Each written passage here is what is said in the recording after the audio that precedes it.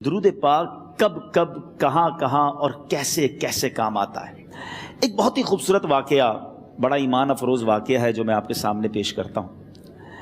ایک دوست نے اپنے ایک دوسرے دوست کو قرض دیا، اور جب اس نے قرض دیا تو وہ قرض ایک بڑی اماؤنٹ تھی، 3000 دینار۔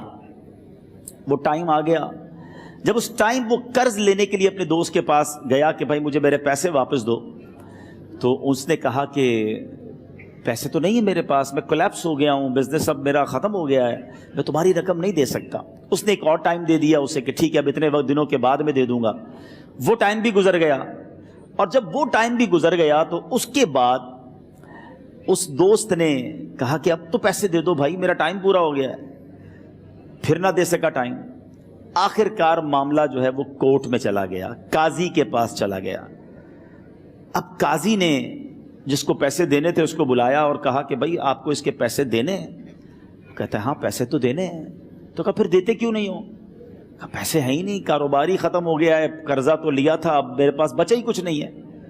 تو کہا اچھا اب یہ بتاؤ کہ کب دو گے، کیسے دو گے؟ اس نے کہا بس میرے پاس پیسے ہی نہیں ہیں۔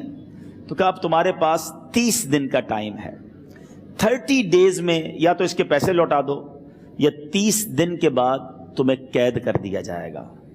یہ شخص اب گھر آیا، پیسے تو تھے نہیں، مگر شاید علماء نے لکھا کتابوں میں، یہ واقعہ کئی بڑی بڑی کتابوں میں لکھا اور درود پاک کے فضائل کی بڑی بڑی کتابوں میں لکھا، اور اس شخص نے سوچا کہ اس نے ایک حدیث پاک پڑھی ہوئی تھی کہ جس میں یہ نبی پاک علیہ الصلوۃ والسلام نے فرمایا ہے، جس کا مضمون ہے کہ جو شخص پریشان ہو، مصیبت زدہ ہو، اسے چاہیے کہ مجھ پر کثرت سے درود پاک پڑھے، کیونکہ درود پڑھنا مصیبتوں اور پریشانیوں کو لے جاتا ہے۔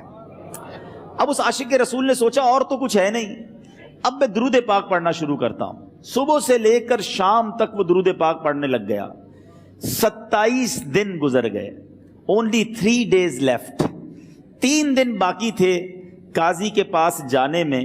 27 دن گزر گئے درود پڑھتے پڑھتے۔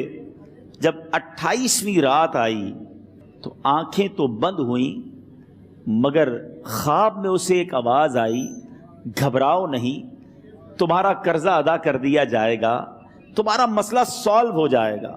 صبح اٹھتا ہے، درود پاک پڑھ رہا ہے، مگر کہتا ہے یہ آواز سے تو مسئلہ حل نہیں ہوگا، پیغام کیا ہے اسے سمجھ نہ آیا۔